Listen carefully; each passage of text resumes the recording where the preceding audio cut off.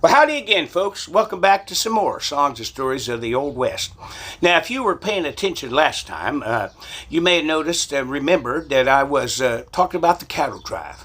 And we had gotten the fellers all the way from dawn up until noon when they had lunch. And then, after that, the cattle drive would continue all throughout the afternoon, 3 to 4 hours up the long trail, like I said before, until about sunset. And then the trail boss would locate a place for an overnight campsite that they called the bed ground. Now, there weren't no beds on this ground, but if you got to sleep on the ground, calling it bed ground is better than calling it just ground, you see? Well, so the cook would have arrived ahead of the cowboys, and he would cook a big dinner for them off the back of the chuck wagon. And then they could sit around the campfire for a while, sing songs, but the cowboys' day wasn't over, because the cattle were especially prone to stampeding at night. And so each cowboy had to ride a 2 or 3 hour night shift, riding in the darkness slowly around the cattle, keeping them calm so they didn't stampede and run away, you see?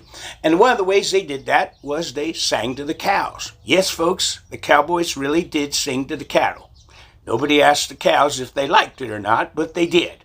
Well, they would watch the movement of the stars in the night sky to tell when their shift was done, and then they would go back to their bedroll, get a few hours sleep until dawn came, and once again the clangety clangety clangety clang of the triangle and come and get it from the cook, and the day would begin again. And it would continue on like that day after day in one long monotonous trip until something terrible happened, like a terrible thunderstorm, or jayhawkers trying to steal cattle, or an Indian attack, or the cowboys' worst fear, a stampede.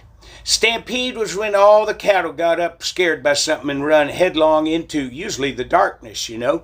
And what could cause a stampede? Well, thunder or lightning, a rabbit or a deer jumping, pots and pans clanking on the chuck wagon.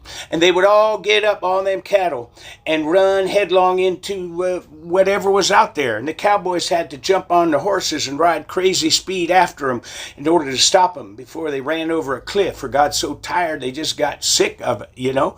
And so a cowboy's business was a dangerous business.